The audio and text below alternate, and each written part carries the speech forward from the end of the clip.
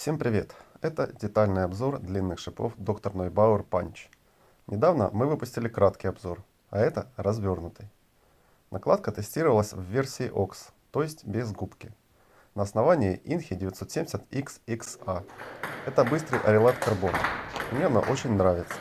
Кстати, обзор на него давно есть на нашем канале. Итак, длинные шипы Punch. Это новая разработка, выпущенная во второй половине 2022 года. И эта накладка специализированная, не универсальная. Сначала свойства. Скорость у шипов средняя. На быстром атакующем основании для игрока уровня ниже среднего будет более-менее комфортно после некоторого количества тренировок. Для игрока выше среднего уровня будет легко. Шипы жестковатые. Жесткость выше средней. Сцепление слабое. Реакция на приходящее вращение совсем небольшая. Управляемость у шипов довольно хорошая. Поначалу из-за жесткости я ожидал, что будет хуже. Но после привыкания оказалось, что скорость у шипов более линейная, более понятная именно за счет отсутствия мягкости. Это облегчает привыкание и управление длиной траектории полета мяча при блокере и других элементах. Кстати, купить шипы Punch и основания из этого обзора вы можете по ссылкам под этим видео. В целом, своими свойствами Punch напоминает средние шипы Dr. Neubauer KO на губке 0,6 мм. Как будто взяли средние шипы КО и скрестили их с длинными шипами. И получилась эта накладка. Про блок можно рассказать, что он хороший, даже великолепный. Шипы понятнее себя ведут при блоке, чем это можно ожидать от длинных шипов. Если до этого играл мягкими шипами, то надо немножко привыкнуть к жесткости. Параллельно привыкаешь к характеру скорости отскока, и оказывается, что блочить удобнее, чем казалось вначале. Я сейчас передаю свои личные впечатления. Перед панчем я играл более мягкими шипами с похожими игровыми свойствами. В начале тестирования было ощущение, что панч уступает им. А после привыкания я понял, что панч не менее хорош, просто он отличается. Мне очень понравились мои предыдущие шипы Number One Ox от доктора Neubauer. Они полностью пришлись мне по вкусу. А панчем играть поначалу было непривычно, но я продолжил их тестировать и через некоторое время понял, что они мне подходят еще больше, поскольку за счет своих свойств усиливают мою игру. По-моему, блок это основной элемент этой накладки. Я имею в виду блок-подставку. Дело в том, что, во-первых, эти шипы очень хорошо пассивно подставляют, а во-вторых, они позволяют блокировать агрессивно, то есть можно толкать мяч при блокировании. А хорошая управляемость позволяет довольно уверенно управлять направлением и длиной отскока. В итоге вы можете отдавать инициативу. Потом блоком заставить соперника сыграть пассивно, перехватить инициативу и агрессивно пихнуть или атаковать другой накладкой. Чоп-блок. Насчет него могу сказать, что он тоже хорошо работает и его можно исполнять. Если вы умеете, это будет дополнительный плюс. Но свойства шипов таковы, что контраст свойств отлетающего от вас мяча по сравнению с блоком-подставкой будет меньше, чем у других длинных шипов. Если не играете чоп-блоком, с этой накладкой без него можно обойтись. Против топ-спина вполне достаточно подставлять, управлять направлением и укорачивать при блоке. Или наоборот, блочить с толчком. Блок мощной атаки на быстром основании получается силовой. Скорость и длина траектории позволяет давить на соперника скоростью. Так что имейте это в виду. Эти шипы в блоке и в целом хорошо позволяют играть агрессивно, а не просто возвращать мяч. При этом блок можно делать не только быстро и длинно. Даже на быстром атакующем основании шипы позволяют сделать коротко при пассивной подставке. Хотя шип сам по себе никак не медленный, но его понятность позволяет дозировать силу отскока мяча. Подведу итог по блоку. Панч предоставляет великолепные возможности для блокирования топ-спинов блоком подставкой и агрессивным блоком, с акцентом на силовой блок и на раздергивание соперника по сторонам и по длине. Можно играть и чоп-блоком, если есть умение и желание. Противность блока имеется, но шипы жестковаты, слабо пружинят, слабо цепляют, слабо гнутся, потому ими направлять мяч удобнее, а вариативность мячей от блока меньше. Акцент тут именно на возможность агрессивного блока и комфорт в управлении. Но подчеркиваю, речь не об отсутствии противности. свойства шипов таковы, что главное у них — это управляемость и возможность оказывать давление скоростью, а некоторая противность идет бонусом. Теперь об атаке. Накат и плоский удар у шипов хорошие. Если владеете техникой атаки с лапотянущими шипами, проблем не будет. Если не владеете, надо освоить, так как без соответствующей техники никакие приемы ни с какой накладкой не работают. Извините за банальность. Атака нагнанным тычком по нижнему вращению позволяет либо выиграть очко сразу, либо перехватить инициативу. Этим приемом пользоваться приятно. Можно даже делать топ-спин.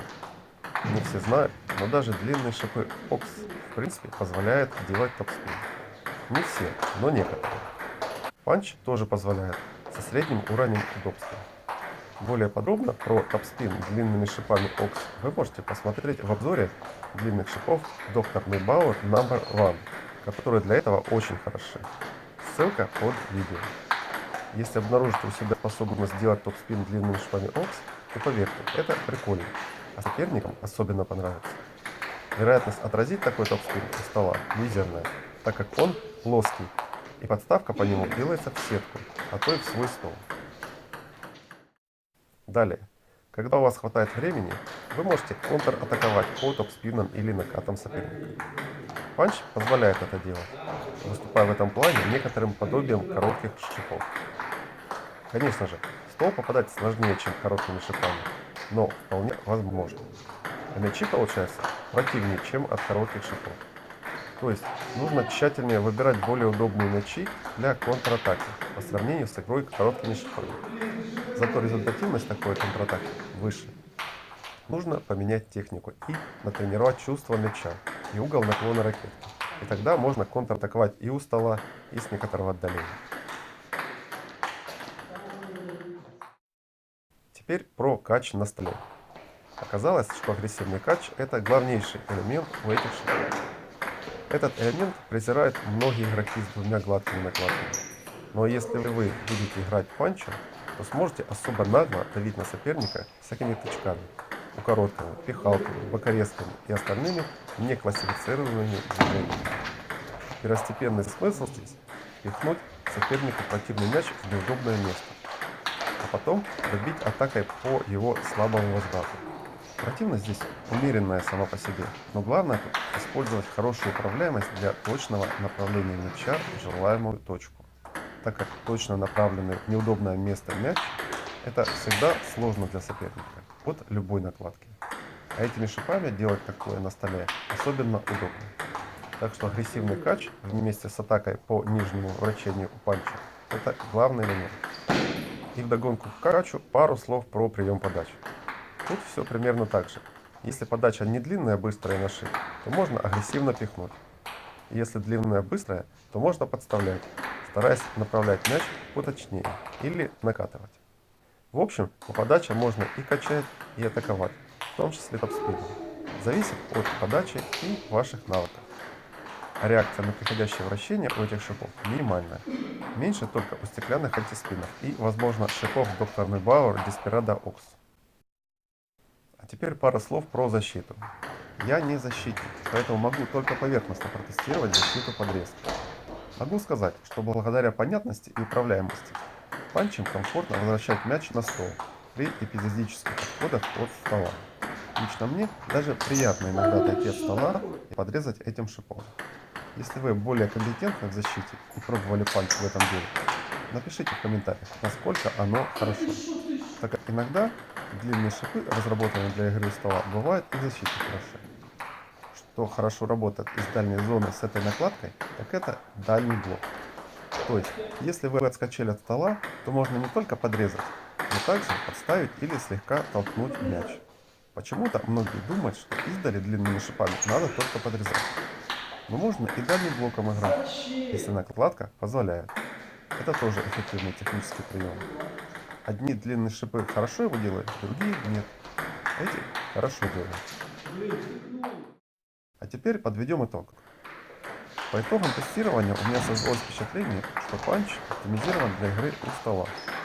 Его главные элементы — это агрессивный кач, блок во всех вариантах и атака. Атака накатом, плоским ударом и лифтингом. Создавайте свою картинку игры, опираясь на эти элементы. Они у панча работают отлично. Таким образом, стиль игры напрашивается пассивно-агрессивный в рваном темпе. В сравнении с большинством длинных шипов, максимально агрессивный, силовой. Непривычный вариант для длинных шипов, без губки, не правда ли? Шипы соответствуют своему названию и дизайну конверта. Как первые шипы для обучения игры длинными шипами, панч не рекомендую. Эта накладка не для начинающих. Если хотите учиться играть длинными шипами подобного плана, выберите шип Dr. Neubauer No. 1 Ox. Они медленнее и намного удобнее для начального обучения. Кстати, поскольку эти две накладки на одну и ту же тему, мы планируем сделать по ним обзор сравнения и рассказать, в чем разница. И я напоминаю вам, что мы делаем обзоры, чтобы вы могли узнать свойства интересующих вас накладок и оснований и заранее составить представление, что может вам лучше подойти, или наоборот, уберечь вас от покупки неподходящего. С этой же целью на сайте магазина TT Maximum построена подробная система фильтров и характеристик, помогающих разобраться в том, на какую тему та или иная накладка или основание, и какими свойствами они обладают. Так что заходите к нам на сайт, а если нужна помощь и консультация по выбору, пишите на указанные на сайте контакты, и мы поможем.